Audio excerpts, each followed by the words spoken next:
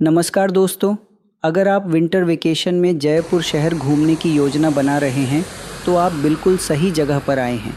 यह वीडियो आपके लिए एक बेहतरीन गाइड साबित हो सकता है। इस 2 दिवसीय ट्रिप में हम आपको शहर के प्रमुख आकर्षणों तक ले जाएंगे, जहां आप न केवल जयपुर की ऐतिहासिक विरासत का आनंद ले पाएंगे, बल्कि इसकी खूबसूरती और स्थानीय संस्कृति को भी महसूस कर पाएंगे। यह वीडियो आपकी ट्रिप को और अधिक अद्भुत बनाने में आपकी मदद करेगा।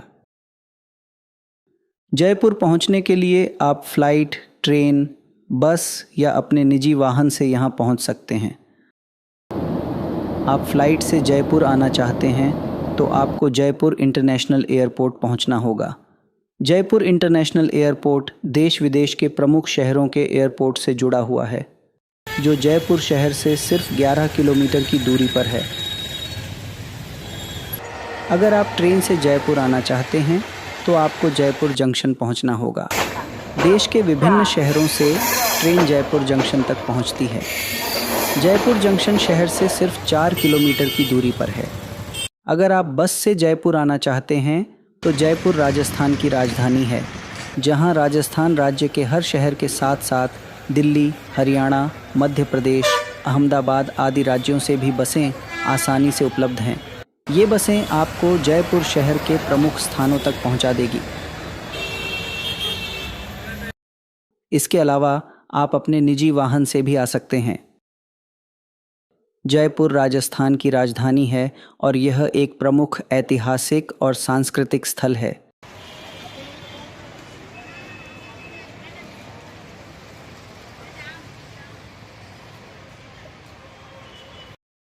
जयपुर पिंक सिटी के नाम से भी जाना जाता है, क्योंकि यहाँ के अधिकतर इमारतें गुलाबी रंग की हैं।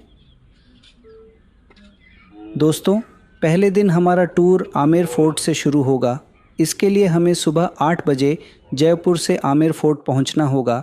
आमेर फोर्ट जयपुर का सबसे प्रसिद्ध और ऐतिहासिक किला है, जो जयपुर शहर से सिर्फ 11 किलोमीटर की दूरी पर आमेर तहसील में स्थित है। ये किला अपनी भव्यता, वास्तुकला और ऐतिहासिक महत्व के लिए प्रसिद्ध है। इस किले का निर्माण महाराजा सवाई मानसिंह प्रथम ने 16वीं शताब्दी में शुरू कराया था और बाद में उनके उत्तराधिकारियों ने इसे और विस्तार दिया। ये भव्य किला एक अरावली पहाड़ी पर स्थित है, जो अपनी बड़ी दीवारों, बड़े दरवाज़ों और पक्के रास्तों के साथ मावठा झील को देखता है। यह झील आमेर किले के लिए पानी का मुख्य स्रोत है। इस मावठा झील के किनारे 2 खूबसूरत बगीचे हैं।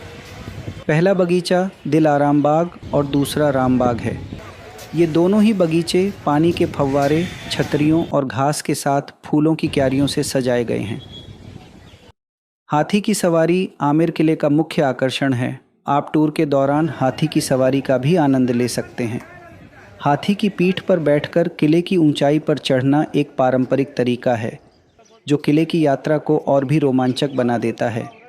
हाथी की सवारी केवल सुबह 8 बजे से 11 बजे तक ही होती है।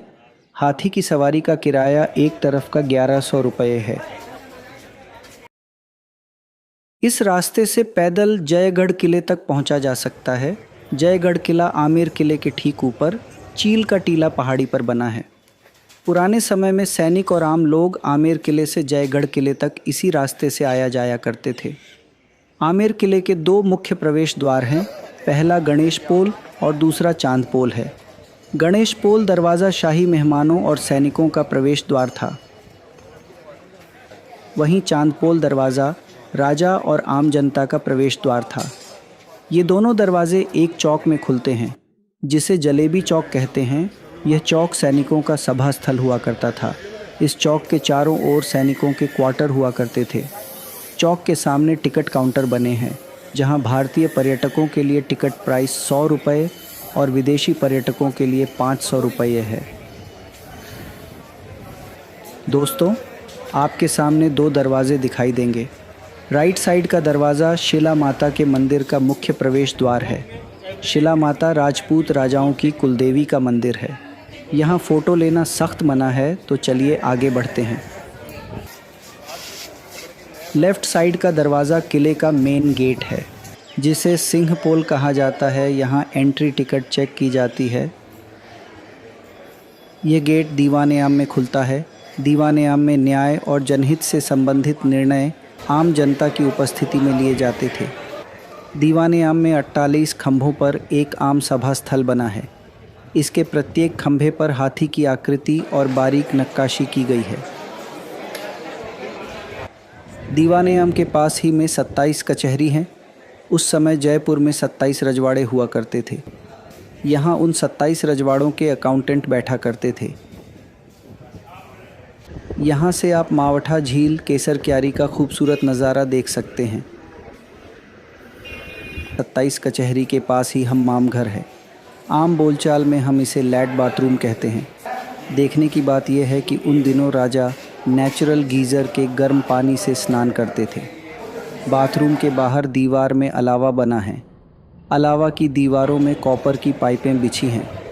इस अलावा में लकड़ी का उपयोग करके आग जलाई जाती थी, जो दीवार में बिछे तांबे के पाइपों में गर्म पानी करती थी। पानी इन पाइपों से होकर इस टब में पहुंचता है और राजा अपनी रानियों के साथ इसी टब में नहाया करते थे। दोस्तों, सामने रसोई घर है जहां रसोइया शाही परिवार के लिए भोजन तैयार करते थे। दोस्तों, जो दरवाज़ा आप सामने देख रहे हैं उसे गणेश पोल के नाम से जाना जाता है।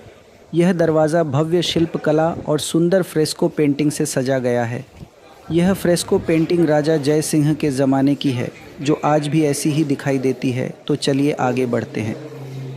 इस गेट के अंदर राजा का निजी निवास है। ये दरवाज़ा आपको मुग़ल गार्डन तक पहुंचाता है। मुग़ल गार्डन के दोनों ओर 2 महल हैं। राइट साइड में सुख मंदिर और लेफ़्ट साइड में जय मंदिर है, जिसे शीश महल के नाम से भी जाना जाता है। शीश महल आमेर किले का सबसे प्रसिद्ध आकर्षण है। ये महल पूरी तरह से शीशे से सजा हुआ है। महल की छत और दीवारों में लाखों छोटे छोटे शीशे लगे हुए हैं। रात के समय इन शीशों से रंगीन रोशनी का अमेजिंग व्यू दिखाई देता है। सर्दी के मौसम में राज परिवार और विशेष अतिथि यहाँ निवास करते थे, इसलिए इस महल को दीवान-ए-खास के नाम से भी जाना जाता है। सुख मंदिर ये महल पूरी तरह से संगमरमर से बना है। इस महल के अंदर छोटे छोटे झरने बने हैं। झरनों का पानी इस महल अंदर से ठंडा रखता था। गर्मी के मौसम में राज परिवार और विशेष अतिथि यहाँ निवास करते थे। शीश महल के ठीक ऊपर बने महल को जस मंदिर कहा जाता है। इसका आकार डोली नुमा होने के कारण इसे डोली महल के नाम से भी जाना जाता है।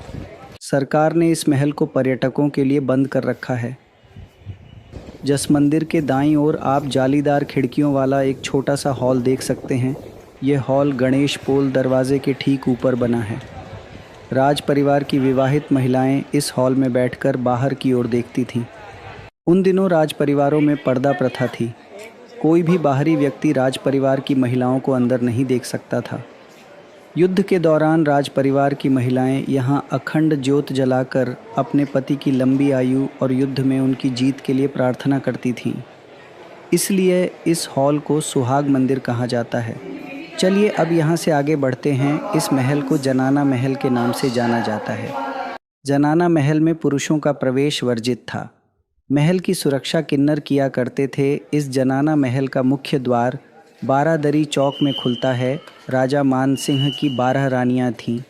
बारादरी चौक के चारों ओर उन 12 रानियों के लिए अलग अलग अपार्टमेंट हैं। जिस अपार्टमेंट में हम खड़े हैं वो उन 12 अपार्टमेंटों में से एक है। प्रत्येक अपार्टमेंट में 3 कमरे, एक रसोई और एक चौक बने हुए हैं। अपार्टमेंट के पीछे की ओर सेपरेट लेट बाथ बने हैं। प्रत्येक अपार्टमेंट में एक दासी होती थी जो रानी की हर तरह से देखभाल करती थी। ये अपार्टमेंट सुंदर नक्काशी से सजाए गए हैं। इन सभी अपार्टमेंटों की सीढ़ियाँ ऊपर की ओर जा रही हैं। ये सीढ़ियाँ मानसिंह पैलेस से जुड़ी हुई है, क्योंकि इन अपार्टमेंटों के ऊपर मानसिंह पैलेस बना हुआ है।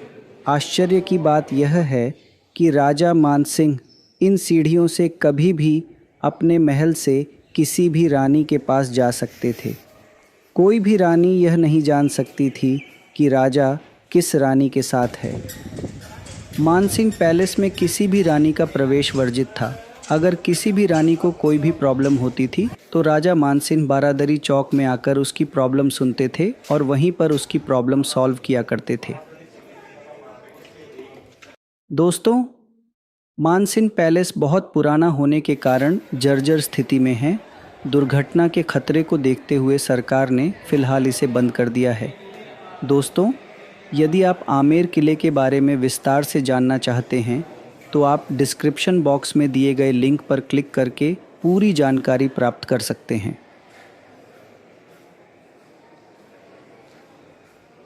चलिए दोस्तों, अब हम जयगढ़ किले पर पहुंचते हैं। जयगढ़ किले तक पहुंचने के दो रास्ते हैं। पहला रास्ता पैदल है जो आमेर से मात्र 1.5 किलोमीटर दूर है और दूसरा रास्ता कार से है जो लगभग 12 किलोमीटर दूर है। दोस्तों, जयगढ़ किला आमेर की अरावली पर्वत श्रृंखला में चील का टीला पहाड़ी पर बना है जो आमेर किले और मावठा झील के ऊपर पश्चिम दिशा में स्थित है। किले के डूंगर गेट के लेफ्ट साइड में टिकट काउंटर बना है जहां भारतीय पर्यटकों के लिए टिकट प्राइस 150 रुपये और विदेशी पर्यटकों के लिए 500 रुपये है। आपको अपनी कार को किले के अंदर पार्किंग स्थल तक ले जाने के लिए 50 रुपये का टिकट लेना होगा। इस किले का प्रारंभिक निर्माण राजा मानसिंह प्रथम ने करवाया था। वे अकबर के दरबार के नवरत्नों में से एक थे। उसने कई राज्यों के साथ युद्ध लड़े जिनसे उसे बहुत सारा खजाना प्राप्त हुआ। इस किले का निर्माण इस एकत्रित खजाने को छुपाने के लिए किया गया था। इस किले का पुनर्निर्माण मिर्ज़ा राजा जयसिंह ने 1727 में करवाया था। वर्तमान स्वरूप सवाई राजा जयसिंह ने दिया था। जयगढ़ किले को आमेर किले से भी अधिक मजबूत और सुरक्षित बनाया गया था। जब भी युद्ध की स्थिति बनती थी तो राज परिवार इसी किले में शिफ्ट हो जाता था। इस किले को विजय किला भी कहा जाता है क्योंकि इस किले की मजबूती के कारण दुश्मन कभी इस किले में प्रवेश नहीं कर सका। चलो किले में प्रवेश करते हैं। किले का रास्ता एक खुले चौक में खुलता है। चौक के दाईं ओर एक दरवाज़ा है। दोस्तों, इस किले का मुख्य आकर्षण इसके बुर्ज पर रखी दुनिया की सबसे बड़ी जयबान तोप है। इस विशाल तोप का निर्माण महाराजा सवाई जय सिंह द्वितीय के शासनकाल में 1720 में जयगढ़ किले की तोप कारखाने में करवाया गया था। यह तोप उसे जमाने की अत्याधुनिक तोप थी। इस तोप की बैरल की लंबाई लगभग 6.5 मीटर, बैरल का व्यास लगभग 11 इंच और इसका वज़न लगभग 50 टन है। यह लगभग 200 टन वजनी लोहे की गाड़ी पर माउंट किया गया है। गाड़ी के 2 बड़े पहियों की ऊंचाई 9 फीट और 2 छोटे पहियों की ऊंचाई 4.5 फीट है। गाड़ी के छोटे पहिए रोलर पिन बियरिंग से जुड़े हुए हैं जिसके कारण यह 360 डिग्री तक टर्न ले सकती है, जिससे किसी भी दिशा में आसानी से फायर कर सकती है। इस तोप के बैरल में 50 किलो की गोला दागा जाता था। इसकी रेंज करीब 35 किलोमीटर थी जो दुश्मनों के लिए बड़ा खतरा बन सकती थी। इसे हमेशा युद्ध में प्रयोग के लिए तैयार रखा जाता था। दिलचस्प बात यह है कि इस तोप का इस्तेमाल कभी किसी युद्ध में नहीं किया गया, फिर भी इसे दुनिया की सबसे बड़ी तोप कहा जाता है। दरअसल इस तोप का परीक्षण पहली और आखिरी बार हुआ था। उस परीक्षण से बहुत तबाही मची थी। तोप के विस्फोट से आसपास रहने वाले सैकड़ों लोग बहरे हो गए और किले की दीवारों में दरारें आ गई थीं। वहीं दूसरी ओर जयपुर से 35 किलोमीटर दूर चाकसू कस्बे में गोला गिरने से वह स्थान तालाब में बदल गया और भारी जनहानि हुई। वो तालाब आज भी मौजूद है। दोस्तों, आपके सामने जो वॉच टावर दिख रहा है उसे दिया बुर्ज कहते हैं। इस पर जो झंडा लहरा रहा है वह जयपुर राज्य का झंडा है। इस झंडे के ऊपर एक छोटा झंडा लहरा रहा है जो जयपुर राज्य के राजा की उपस्थिति को दर्शाता है। आज भी अगर जयपुर का राजा जयपुर राज्य से बाहर जाता है तो इस छोटे झंडे को उतार दिया जाता है। अब हम वापस इस चौक पर आते हैं। उन दिनों पानी के हौज को टांका कहा जाता था। इस चौक में 3 पानी के टैंक बने हैं। इनमें से 2 टांके ढके और एक खुला है। उन दिनों रेन वाटर हार्वेस्टिंग सिस्टम वाला पानी इन्हीं ढके हुए टांकों में स्टोर किया जाता था। इस पानी का उपयोग किले में रहने वाले 10,000 लोग कर सकते थे। यहाँ तक कि अगर 2 साल तक बारिश ना भी हो तो भी लोगों को पीने के पानी की कोई समस्या नहीं हो सकती थी। इस विशाल ढके हुए बड़े टांके की लंबाई 158 फीट, चौड़ाई 138 फीट और गहराई 40 फीट है। यह टैंक 81 खंभों पर टिका हुआ है। इसमें पानी भरने की स्टोरेज क्षमता 60 लाख गैलन है। इस दूसरे ढके हुए छोटे टांके की लंबाई 69 फीट, चौड़ाई 52 फीट और गहराई भी 52 फीट है। इसकी छत के नीचे 9 सुरंगें हैं। इन सुरंगों में 9 कमरे हैं। इन कमरों में सवाई जय सिंह के शासनकाल का शाही खजाना रखा जाता था। इस छोटे खुले टांके की लंबाई 61 फीट, चौड़ाई 52 फीट और गहराई 27 फीट है। इसका पानी लोगों के नहाने धोने के काम आता था। इस जलेबी चौक में शस्त्रागार, एग्जीबिशन, श्री राम हरि भगवान का मंदिर और काल भैरव जी का मंदिर है। इस शस्त्रागार में पुरानी कलात्मक तोप, ढाल, तलवारें, बंदूकें, 50 किलोग्राम तोप का गोला और प्राचीन हथियारों की प्रदर्शनी है। इस चौक के राइट साइड में तोप कारखाना है, जो भारत का प्रमुख तोप कारखानों में से एक था। जय बाण, बजरंग बाण जैसी तोपें इसी कारखाने में बनाई गई थीं, जिन्हें विश्व की प्रमुख तोपों में गिना जाता है। किले के इस हिस्से को आपातकाल के दौरान राजा अपने मंत्रियों और सैनिकों के साथ आपातकालीन सभा किया करते थे। यहाँ कुछ प्राचीन चीज़ रखी गई है। 18वीं शताब्दी के लकड़ी से बने कूलर, हाथी के हौदे, 16वीं शताब्दी के तांबे के बने नगाड़े भी दिखाई देंगे। किले के इस हिस्से को लक्ष्मी विलास कहते हैं। यह महल राजा का निजी निवास हुआ करता था। राजा सामने गद्दे पर बैठकर नर्तकियों के नृत्य जैसे मनोरंजन कार्यक्रम देखा करते थे।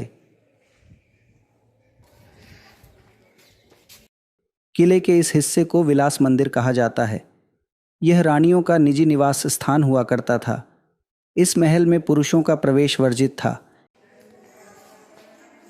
किले के इस हिस्से को कठपुतली घर कहा जाता है। उन दिनों कठपुतली ही मनोरंजन का एकमात्र साधन होता था। राजा और उसके सरदार नीचे और रानी और सरदारों की पत्नियां ऊपर बैठकर कठपुतलियों का नृत्य देखा करती थीं। कठपुतली घर से एक रास्ता रसोई घर की ओर जाता था। राज परिवार खाना खाते थे। पुरुषों और महिलाओं के लिए अलग अलग भोजन कक्ष थे। किले के इस हिस्से को ललित मंदिर कहा जाता है। यह महल राजा का ग्रीष्मकालीन महल हुआ करता था। वर्तमान में इस महल में हाथियों की पीठ पर बंधे हौदे रखे जाते हैं। राजा गर्मियों में ललित मंदिर के ठीक सामने इस चौक से सागर झील की ठंडी हवा का आनंद लेते थे। किले के दक्षिणी अंतिम छोर पर मुगल शैली का उद्यान बनाया गया है, जिसे 4 बाग के नाम से जाना जाता है। इस उद्यान को फव्वारों, रसीले फलों के पेड़ों, फूलों की क्यारियों से सजाया गया है। इस उद्यान में जो इमारत आप देख रहे हैं उसे आराम मंदिर कहा जाता है। इस महल को जालीदार खिड़कियों, नक्काशीदार खंभों और दीवारों और फर्श पर खूबसूरत पेंटिंग से सजाया गया है। गर्मी के मौसम में राजा दिन में इस आराम मंदिर में आराम करते थे और इस चौक में राजा रानियों के साथ बैठकर बगीचे का आनंद लेते थे। यहाँ 2 छतरियाँ बनी हुई हैं। सैनिक इन छतरियों से आमेर किले और जयगढ़ किले की निगरानी किया करते थे। सामने के 3 द्वारों के समूह को अवनी द्वार कहा जाता है। इस द्वार से राजा संपूर्ण समृद्ध आमेर नगर को निहारा करता था। दोस्तों, यदि आप जयगढ़ किले के बारे में विस्तार से जानना चाहते हैं तो आप डिस्क्रिप्शन बॉक्स में दिए गए लिंक पर क्लिक करके पूरी जानकारी प्राप्त कर सकते हैं। चलिए दोस्तों, अब हम नाहरगढ़ किले की ओर चलते हैं। नाहरगढ़ किला आमेर की अरावली पर्वत श्रृंखला के अंतिम छोर पर बना है। नाहरगढ़ किले तक पहुंचने के 2 रास्ते हैं। पहला रास्ता पैदल चलने का है, जो जयपुर से मात्र 4 किलोमीटर दूर है, और दूसरा रास्ता कार से है, जो लगभग 17 किलोमीटर दूर है। लेकिन नाहरगढ़ किला जयगढ़ किले से केवल 6 किमी दूर है। किले के मुख्य द्वार को ताड़ी गेट कहा जाता है।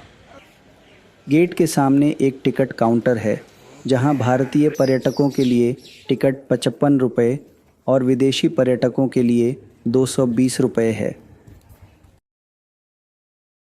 ताड़ी गेट से किले में प्रवेश करते ही हमें यहाँ वैक्स म्यूज़ियम और शीश महल नज़र आएगा। अगर आप इन्हें देखना चाहते हैं तो आपको अलग से टिकट खरीदना होगा। यहाँ से थोड़ा आगे चलने पर आपको राइट साइड में सनसेट पॉइंट दिखेगा, जहाँ से आप सूर्यास्त का आनंद ले सकते हैं।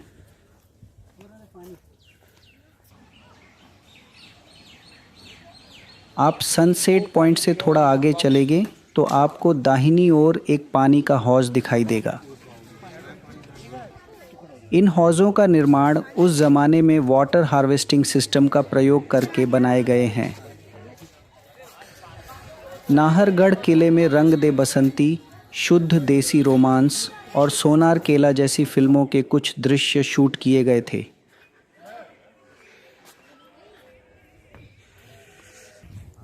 इस किले का निर्माण राज परिवार की सुरक्षा को ध्यान में रखते हुए राजा सवाई जय सिंह द्वितीय ने वर्ष 1734 में इसका निर्माण कार्य शुरू कराया था, जो 1880 में बनकर तैयार हुआ।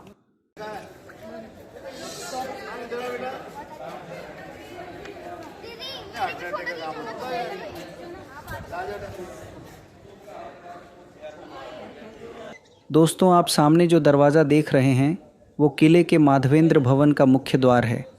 इस दरवाजे के दोनों ओर उस ज़माने की 2 पुरानी तोपें रखी हुई हैं। इस दरवाजे के बाईं ओर आप एक रैंप देख सकते हैं। ये रैंप राजा के भवन तक जा रहा है। सरकार ने राजा के इस भवन को एक निजी होटल को लीज पर दे दिया है, लेकिन लॉकडाउन से ये होटल बंद पड़ा है।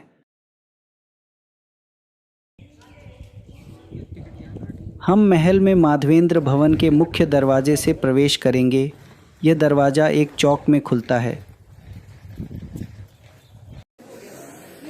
इस चौक में रानियों के लिए सांस्कृतिक कार्यक्रम आयोजित होते थे, जिन्हें रानियां ऊपर की खिड़कियों से देखती थीं। दोस्तों, इस चौक में आपको एक जैसे 7 दरवाजे दिखाई दे रहे हैं। दरअसल राजा माधो सिंह की 9 रानियां थीं। ये 7 दरवाजे उन 9 रानियों के महलों के दरवाजे हैं। चौक के आमने सामने वाले दरवाजे में 6 महल और सामने वाले दरवाजे के अंदर 3 महल बने हैं। ये 9 महल देखने में एक जैसे दिखाई देते हैं, जो हर रानी का पर्सनल महल थे। इन महलों के नाम चंद प्रकाश, सूरज प्रकाश, आनंद प्रकाश, कुशल प्रकाश, लक्ष्मी प्रकाश, जवाहर प्रकाश, ललित प्रकाश, रतन प्रकाश और बसंत प्रकाश हैं। इनमें से कुछ महलों को आम जनता के लिए खोल रखा है। जिस महल में हम खड़े हैं वह उन महलों में से एक है। इस 2 मंजिला महल की निचली मंजिल में रानी सर्दियों के मौसम में निवास करती थीं। यहाँ 3 कमरे, एक रसोई घर, स्टोर रूम और एक दासी का कमरा बना है। उसके लिए ऐसे सेम 9 पैलेस है, 9 रानी के एक जैसे। आप देख लो आराम से, फिर समझ पैलेस चलेंगे।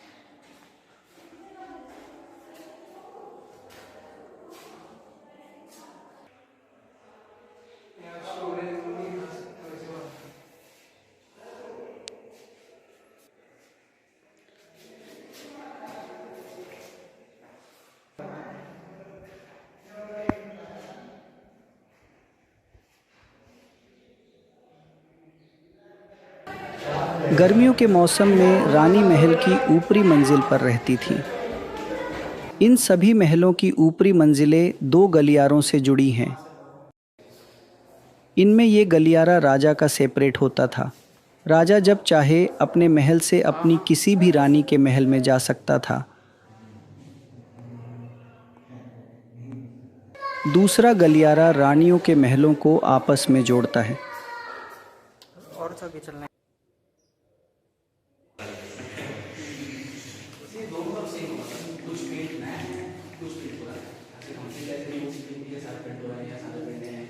वेजिटेबल डाइट बोलते हैं इसको। हाँ, वेजिटेबल डाइट। आ जाओ।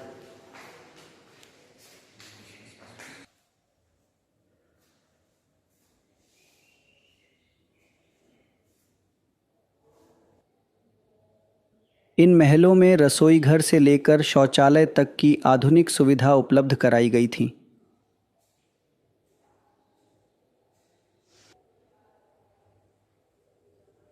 आगे पीछे घूमने घुमाने।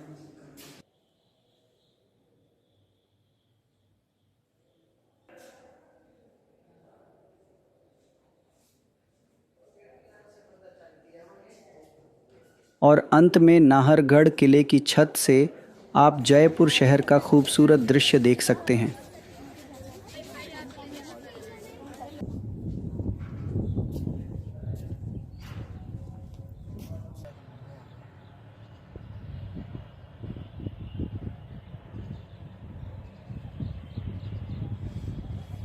यहाँ बैठकर आप शहर के खूबसूरत दृश्य के साथ साथ सूर्यास्त का मज़ा भी ले सकते हैं।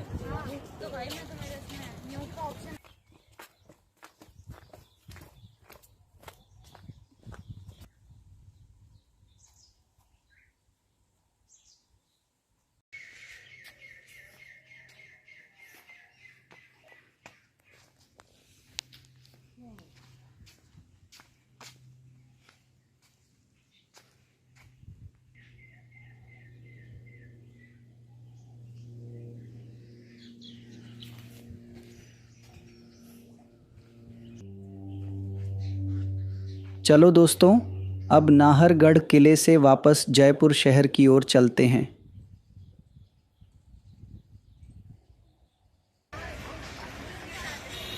यहाँ से अब हम जयपुर शहर लौटेंगे। लौटते समय हम मानसागर झील में बने जल महल को दूर से देखकर फ़ोटो शूट भी कर सकेंगे।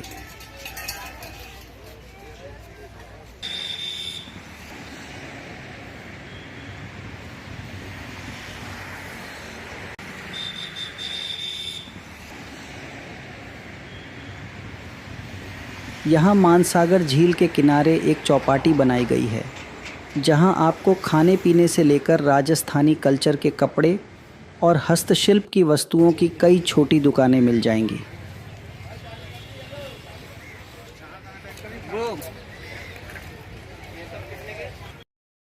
इसके बाद हम अपने निवास पर कुछ देर आराम करेंगे। अब हम 6 बजे जयपुर से 25 किलोमीटर दूर चौकी ढाणी की तैयारी करेंगे, जहां हम डिनर में राजस्थानी भोजन के साथ राजस्थानी संस्कृति को जानेंगे। हम यहां राजस्थानी लोक नृत्य का आनंद भी ले सकेंगे। चौकी ढाणी से हम रात में जयपुर शहर लौटेंगे और अपने आवास पर विश्राम करेंगे।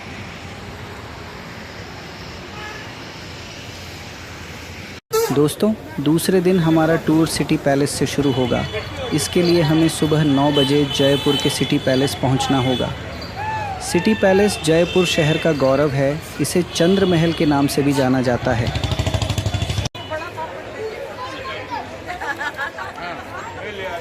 सिटी पैलेस के 3 प्रवेश द्वार हैं, जो इस प्रकार से हैं: सिंहपोल, वीरेंद्रपोल और उदयपोल हैं। सिंहपोल दरवाज़ा त्रिपोलिया गेट के सामने राज परिवार का निजी प्रवेश द्वार है। पर्यटकों के लिए वीरेंद्रपोल और उदयपोल 2 प्रवेश द्वार हैं। वीरेंद्रपोल गेट जंतर मंतर की ओर, जबकि उदयपोल गेट जलेबी चौक की ओर खुलता है। इन दोनों द्वारों पर टिकट काउंटर बने हैं। जहां भारतीय पर्यटकों के लिए साधारण टिकट प्राइस 300 रुपये और विदेशी पर्यटकों के लिए 1000 रुपये है। रॉयल टूर स्पेशल टिकट की कीमत 3000 रुपये है। यह टिकट आपको एक निजी गाइड के साथ ऐतिहासिक चंद्र महल में शाही निवास का विशेष दौरा कराता है। चूँकि यह एक निजी आवास है, इसीलिए टिकट काउंटर पर पूछताछ ज़रूर करें।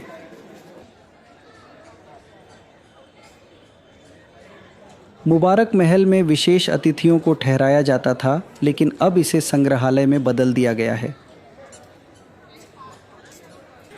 इस संग्रहालय में राजाओं और रानियों की पोशाकें, कवच, आभूषण, गलीचों और हथियार का बढ़िया संग्रह है।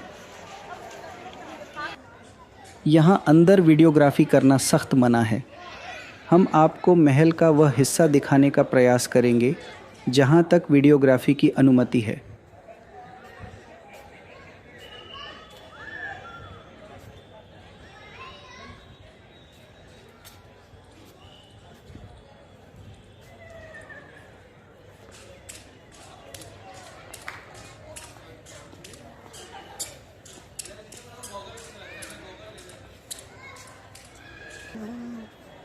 वर्ल्ड फेमस सिटी पैलेस का निर्माण सवाई जय सिंह द्वितीय ने 1727 में करवाया था। यह महल राजपूत और मुग़ल वास्तुकला का शानदार मिश्रण है। राज परिवार अभी भी इस महल के आधे हिस्से में निवास करता है।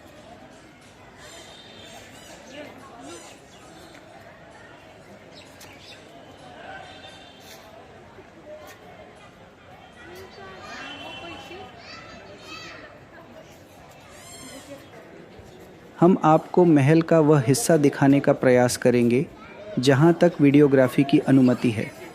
यहाँ अंदर वीडियोग्राफी करना सख्त मना है।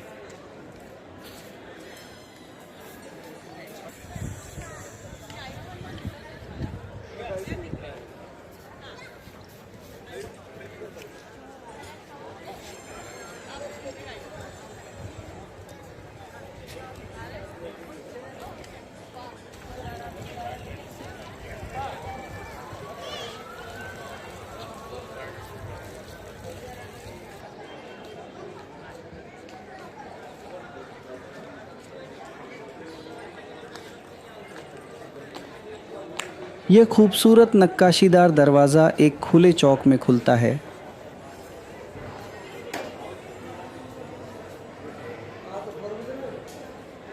इस चौक को दीवान खास कहा जाता है।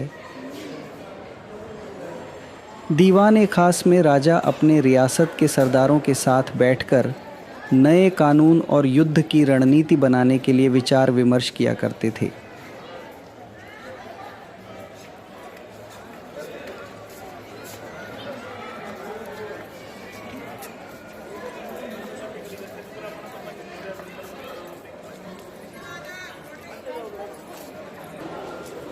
दीवान खास में 5 फीट 2 इंच लंबे 2 विशाल स्टर्लिंग सिल्वर बर्तन रखे हैं।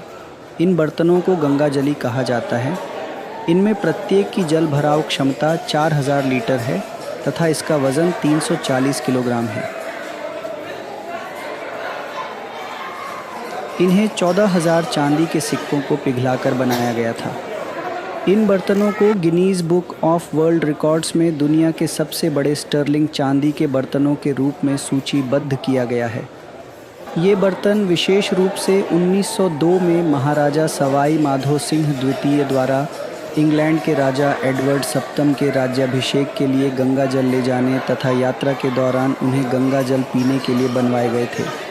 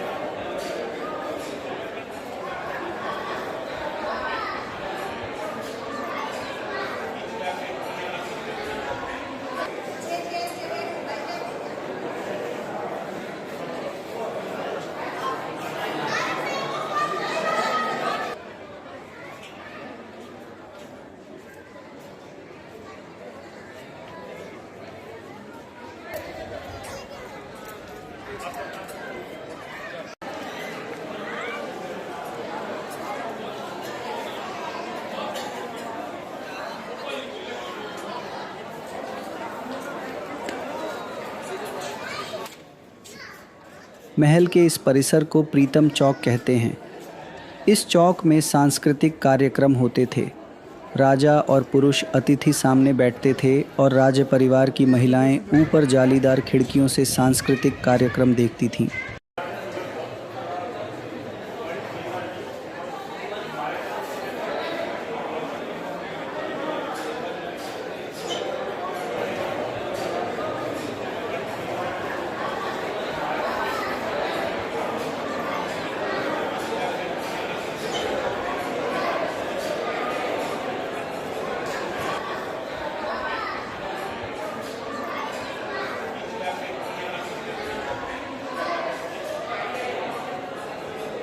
सिटी पैलेस में अनेक खूबसूरत इमारतें, जटिल द्वार, विशाल उद्यान हैं तथा सवाई जयसिंह से लेकर सवाई माधो सिंह द्वितीय के समय की घोड़ागाड़ी, शाही बग्घी, पालकी, हाथी के कवच, हथियार और कपड़े सिटी पैलेस में बनी विभिन्न आर्ट गैलरियों में रखा गया है। इन आर्ट गैलरी में फ़ोटोग्राफ़ी, वीडियोग्राफी करना सख्त मना है, इसीलिए हम उन्हें आपको उनकी वीडियोग्राफी नहीं दिखा सकते। आप उसकी सुंदरता का आनंद केवल अपनी आँखों से देखकर ही ले सकते हैं।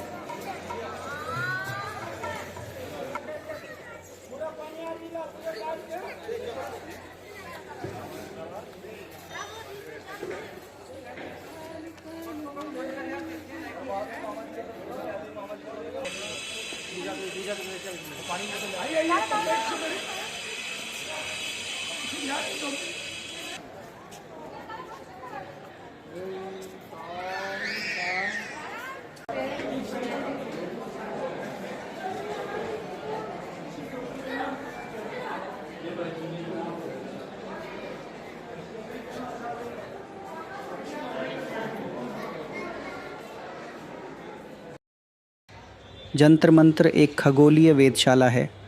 इस वेधशाला का निर्माण जयपुर नगर के संस्थापक आमेर के राजा सवाई जय सिंह द्वितीय ने 1728 में अपनी निजी देखरेख में शुरू करवाया था, जो सन 1734 में बनकर पूरा हुई। जंतर मंतर सिटी पैलेस के वीरेंद्र पोल गेट के बाहर ही स्थित है। गेट के पास ही टिकट काउंटर है, जहां भारतीय पर्यटकों के लिए टिकट प्राइस 52 रुपये और विदेशी पर्यटकों के लिए 202 रुपये है। महाराजा सवाई जय सिंह द्वितीय एक खगोल शास्त्री भी थे। उन्होंने देश भर में हिंदू खगोल शास्त्र पर आधारित 5 वेधशालाएं बनवाईं। ये वेधशालाएं जयपुर, दिल्ली, उज्जैन, बनारस और मथुरा में बनवाई गईं। जिस वेधशाला में हम खड़े हैं वह देश की उन सभी 5 वेधशालाओं में सबसे बड़ी है। अगस्त 2010 में इस वेधशाला को यूनेस्को की विश्व धरोहर सूची में शामिल किया गया है। इस वेधशाला में 14 प्रमुख यंत्र हैं, जो इस प्रकार से हैं: बृहद सम्राट यंत्र, लघु सम्राट यंत्र, जय प्रकाश यंत्र, राम यंत्र, ध्रुव यंत्र, दक्षिणा यंत्र, नाड़ी वलय यंत्र, राशि वलय यंत्र, दिशा यंत्र, लघु क्रांति यंत्र, दीर्घ क्रांति यंत्र, राज यंत्र, उन्नतांश यंत्र और दिगंश यंत्र। दोस्तों, हम आपको इन यंत्रों के बारे में पूरी जानकारी नहीं दे सकते, क्योंकि हम कोई खगोल शास्त्री नहीं हैं। हम सिर्फ आपको इन यंत्रों का परिचय दे सकते हैं। तो चलिए आगे बढ़ते हैं। उन्नतांश यंत्र जंतर मंत्र के प्रवेश द्वार के ठीक बाईं ओर एक गोलकार चबूतरे के दोनों ओर 2 स्तंभों के बीच लटके धातु के विशाल गोले को उन्नतांश यंत्र के नाम से जाना जाता है। यह यंत्र आकाश में पिंड के उन्नतांश और कोणीय ऊंचाई मापने के काम आता था। दिशा यंत्र एक सरल यंत्र है, जो जंतर मंत्र परिसर में बीचों बीच एक बड़े वर्गाकार समतल धरातल पर लाल पत्थर का विशाल वृत्त बना है और केंद्र से चारों दिशाओं में एक समकोण क्रॉस बना है। यह दिशा यंत्र है जिससे सामान्य तौर पर दिशाओं का ज्ञान होता है।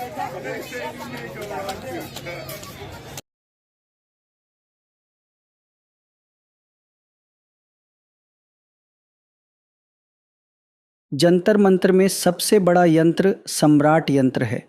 इसकी भव्यता और विशालता के कारण इसे सम्राट यंत्र कहा गया।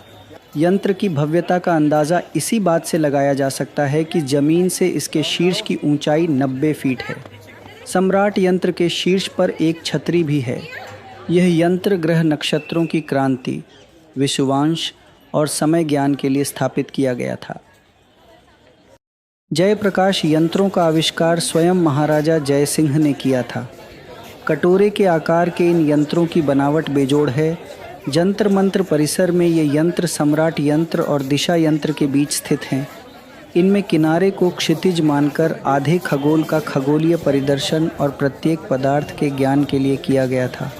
इसके अलावा ये यंत्र किसी भी राशि में सूर्य की स्थिति का भी पता लगाते हैं। ये दोनों उपकरण एक दूसरे के पूरक हैं। नाड़ी वलय यंत्र प्रवेश द्वार के दाएं भाग में स्थित है। यह 2 गोलाकार फलकों में बंटा हुआ है। इनके केंद्र बिंदु से चारों ओर दर्शाई विभिन्न रेखाओं से सूर्य की स्थिति और स्थानीय समय का सटीक अनुमान लगाया जा सकता है। ध्रुव दर्शक पट्टिका एक सरल उपकरण है जिसका उपयोग ध्रुव तारे की स्थिति और दिशा निर्धारित करने के लिए किया जाता है।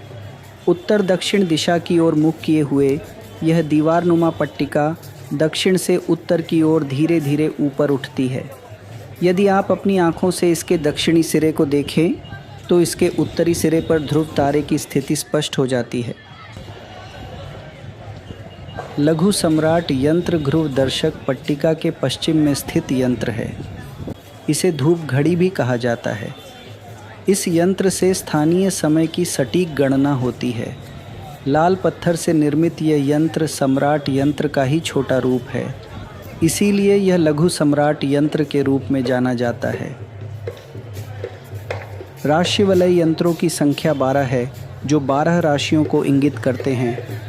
प्रत्येक राशि और उनमें ग्रह नक्षत्रों की अवस्थिति को दर्शाते इन 12 यंत्रों की खास विशेषता इन सब की बनावट है।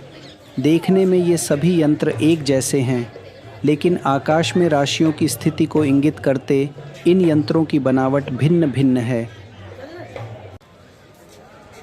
चक्र यंत्र लोहे के 2 विशाल चक्रों से बने।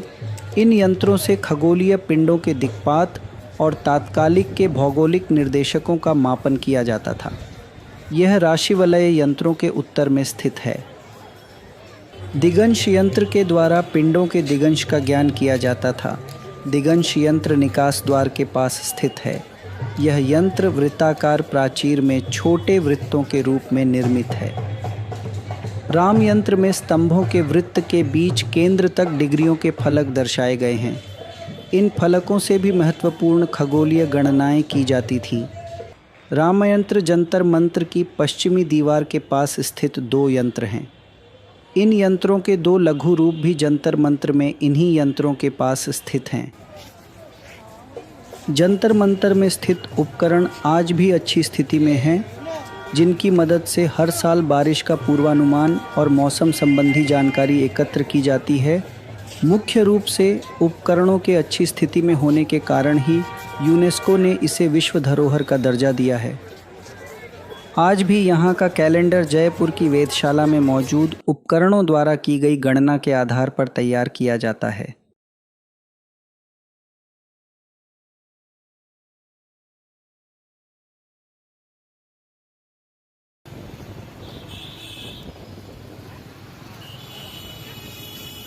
हवा महल सिटी पैलेस का ही पार्ट है,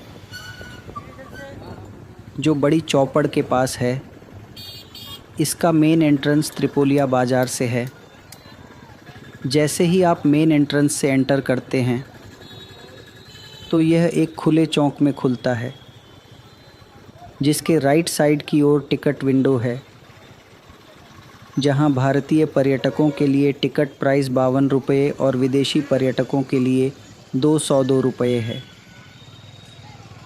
हवा महल का मुख्य प्रवेश द्वार आनंद पोली के नाम से जाना जाता है, जो एक चौक में खुलता है।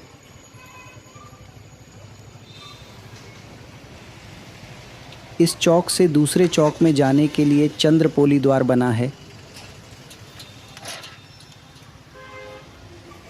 दूसरे चौक में एक बड़ा संगमरमर का हौज बना है, जिसमें फव्वारे लगे हैं।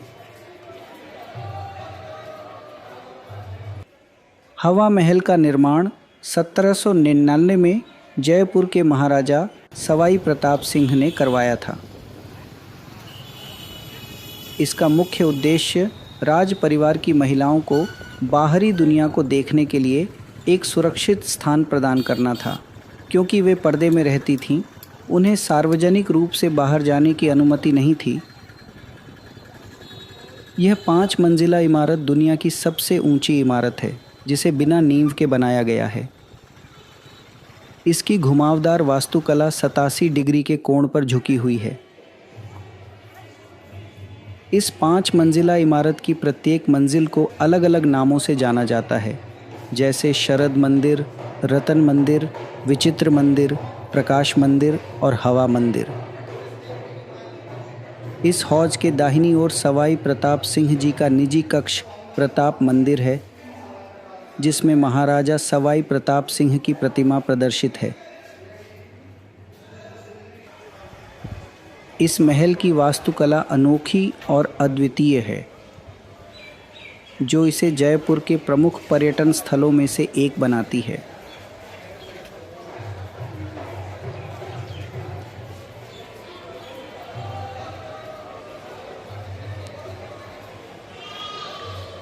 महाराजा प्रताप सिंह भगवान कृष्ण के भक्त थे, इसीलिए उन्होंने हवा महल को भगवान कृष्ण के सिर पर सुशोभित मुकुट के आकार में डिज़ाइन कराया था।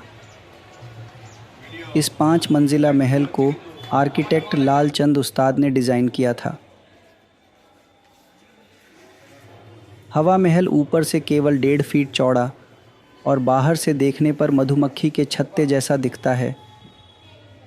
इसमें 953 बेहद खूबसूरत और आकर्षक छोटी जालीदार खिड़कियां हैं, जिन्हें झरोखा कहा जाता है।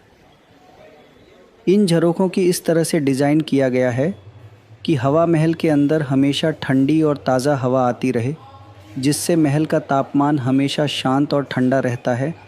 इसलिए इसे पैलेस ऑफ विंड्स कहा जाता है।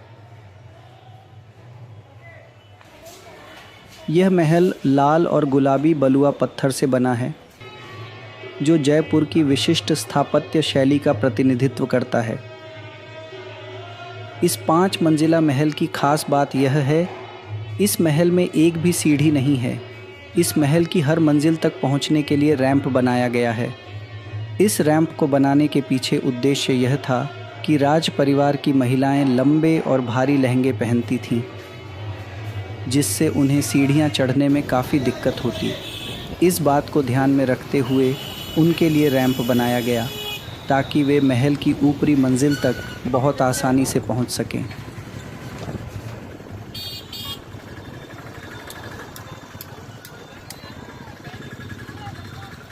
हवा महल का बाहरी हिस्सा बहुत ही आकर्षक है, जिसमें गुंबद नुमा डिज़ाइनों में झरोखे बने हैं।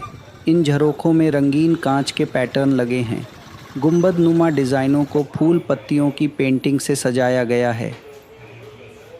महल का केंद्रीय भवन एक विशाल प्रकोष्ठ है, जिसमें स्तंभों और सुंदर कक्षों के माध्यम से हवा का प्रवाह सुनिश्चित किया गया है।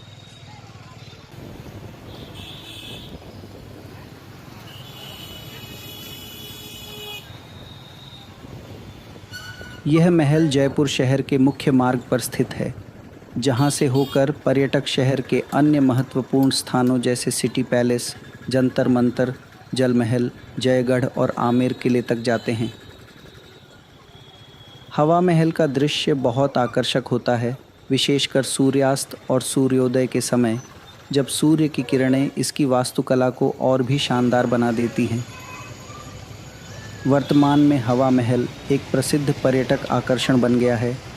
यहाँ भ्रमण के दौरान पर्यटक महल की विशेष वास्तुकला, खिड़कियों से दिखने वाला दृश्य और इसके ऐतिहासिक महत्व को देख सकते हैं। यह महल न केवल एक वास्तुशिल्प चमत्कार है, बल्कि राजस्थान के समृद्ध इतिहास और संस्कृति का प्रतीक भी है।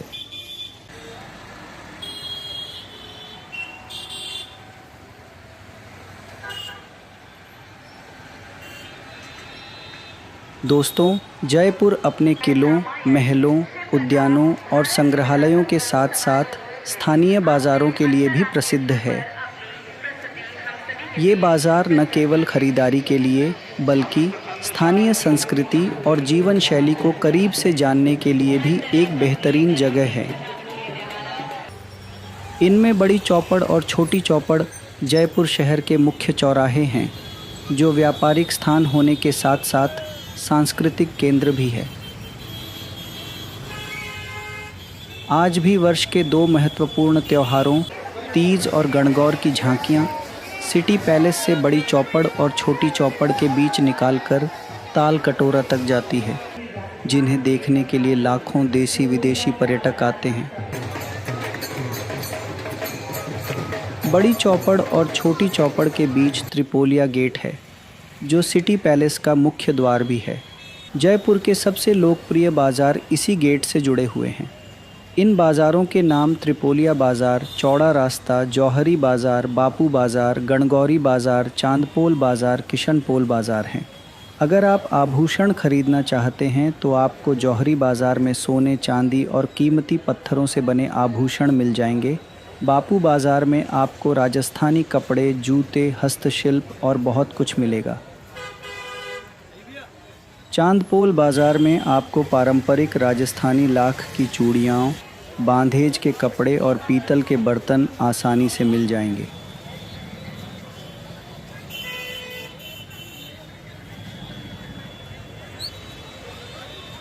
त्रिपोलिया बाज़ार जयपुर का वो दिल है जहाँ शहर का असली स्वाद बसता है। ये बाज़ार न सिर्फ खरीदारी के लिए बल्कि खाने पीने के शौकीनों के लिए भी स्वर्ग से कम नहीं है। यहाँ के बाज़ारों में प्याज की कचौरी, लस्सी, कांजी बड़े, कुल्फ़ी, फालूदा, गोलगप्पे, दही बल्ले, दही पापड़ी, दाल बाटी चूरमा और लस्सी जैसे स्थानीय व्यंजनों का स्वाद ज़रूर चखना चाहिए।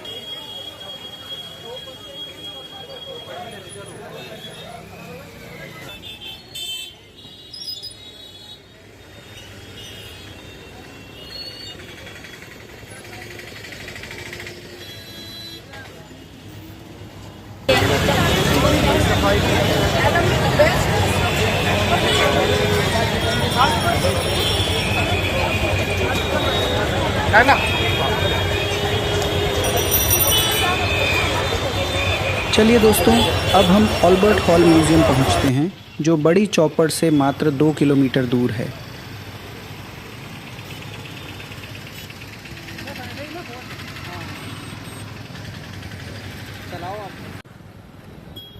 जयपुर में अल्बर्ट हॉल म्यूज़ियम राज्य का सबसे पुराना म्यूज़ियम है। यह जयपुर का एक प्रमुख ऐतिहासिक और सांस्कृतिक स्थल है। यह भारतीय और यूरोपीय शैलियों के सुंदर मिश्रण का बेहतरीन उदाहरण है। अपने संग्रह की विविधता के कारण ही इसे 19वीं सदी के सर्वश्रेष्ठ संग्रहालयों में से एक माना जाता है।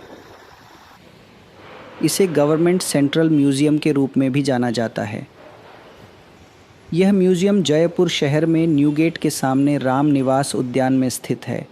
कार पार्किंग गेट के पास ही टिकट काउंटर हैं, जहां भारतीय पर्यटकों के लिए टिकट प्राइस 50 रुपये और विदेशी पर्यटकों के लिए 300 रुपये है। संग्रहालय में प्रदर्शित मुख्य आकर्षणों में मिस्र की मम्मी, फ़ारसी उद्यान कालीन, आभूषणों, हथियारों आदि हैं।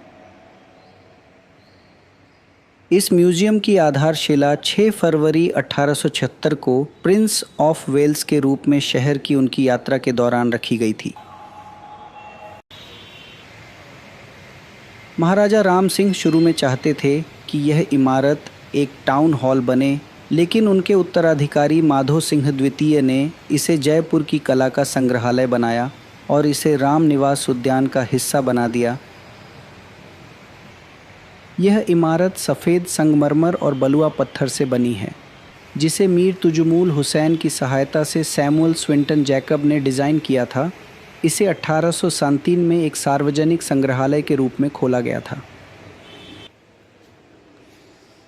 इस गैलरी में संग्रहित फ़ारसी, मुग़ल और भारतीय कालीनों का शानदार संग्रह है। यहाँ 17वीं सदी के 3 कालीन जेल कालीन के नाम से जाने जाते हैं, क्योंकि वे लाहौर जेल और जयपुर जेल में बनाए गए थे। इस संग्रहालय का मुख्य आकर्षण यहाँ प्रदर्शित विशाल फ़ारसी निर्मित उद्यान कालीन है, जो सबसे ज़्यादा कीमती है, जिसे दुनिया में उपलब्ध 6 उद्यानकालीनों में से सर्वश्रेष्ठ माना जाता है। वर्तमान में संग्रहालय में 18 कालीन उपलब्ध हैं।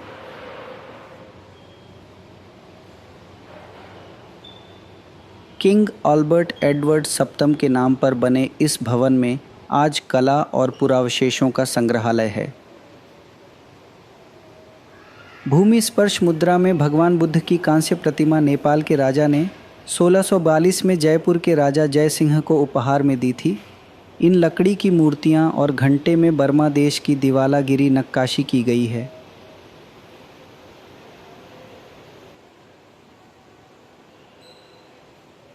इन मूर्तियों में यूरोपीय रहन सहन, वेशभूषा और उनकी हेयर स्टाइल को दर्शाया गया है। इन मूर्तियों में जापानी रहन सहन, वेशभूषा और उनकी हेयर स्टाइल को दर्शाया गया है।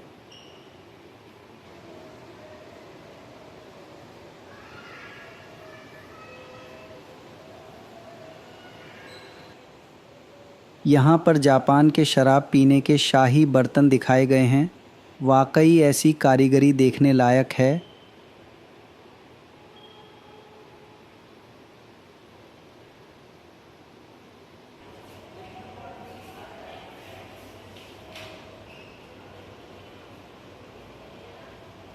इस गैलरी में इंग्लैंड, ईरान, मिस्र, बर्मा, श्रीलंका, जापान, तिब्बत आदि देशों की ब्लू पॉटरी का कलेक्शन है।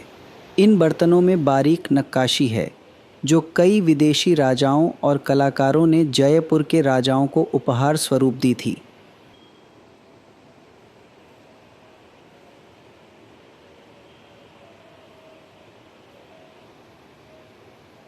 जॉन डाल्टन और मिट्टन 19वीं सदी में चीनी मिट्टी के बर्तन बनाने वाले सबसे बेहतरीन कारखाने के मालिक थे। उन्होंने 1815 में जयपुर के राजा को ये बर्तन उपहार में दिए थे।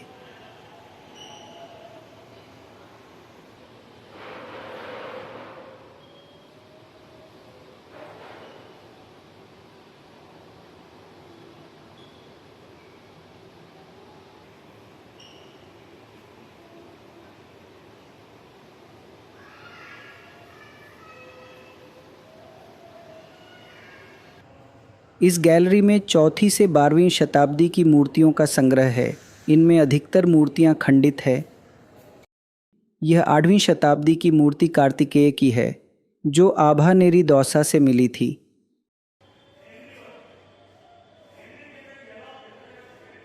चौथी शताब्दी की मूर्ति देवी सुंदरिया की है जो वाराणसी से मिली थी। 10वीं शताब्दी की मूर्ति जैन धर्म के 20वें तीर्थंकर मुनि सुव्रतनाथ हैं जो झुंझुनू के नरहड़ कस्बे से में मिली थी। 12वीं शताब्दी की 3 मुख वाली मूर्ति देवी ब्राह्मणी की है जो सिरोही में मिली थी।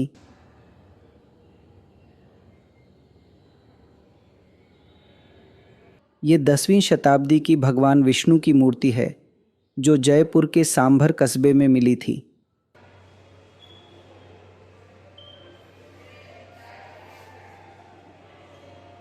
इस गैलरी में विभिन्न राजाओं के हथियार संरक्षित हैं जिनमें विभिन्न प्रकार की तलवार, खंजर, कवच, ढाल, भाले, धनुष बाण, हेलमेट और बंदूक शामिल हैं।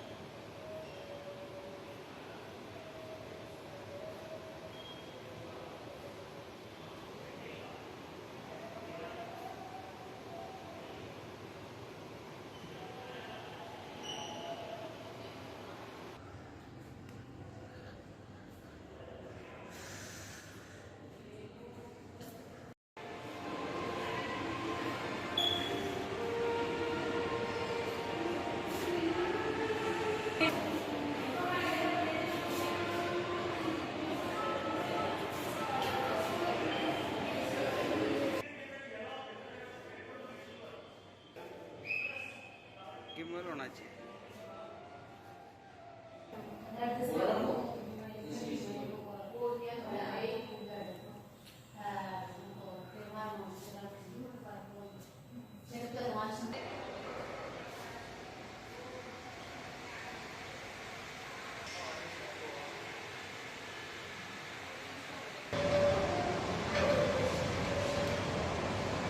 इस हॉल में 3000 साल पुरानी मिस्र की मम्मी रखी हुई है।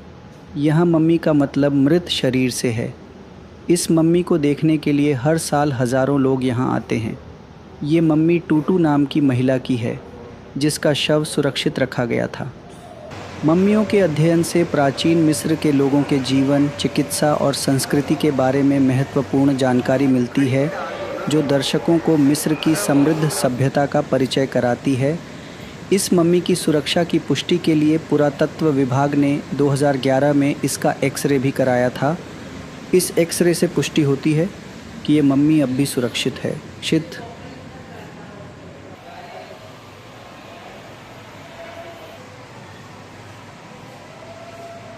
इस गैलरी में प्रमुख वाद्य यंत्रों का संग्रह किया गया है। इस संग्रह में पुंगी, इकतारा, रावण हथा, सारंगी, सितार, ढोलक, मृदंग, नगाड़ा, अलगोजा, पखावज, जल तरंग एवं रबाब का प्रदर्शन किया गया है।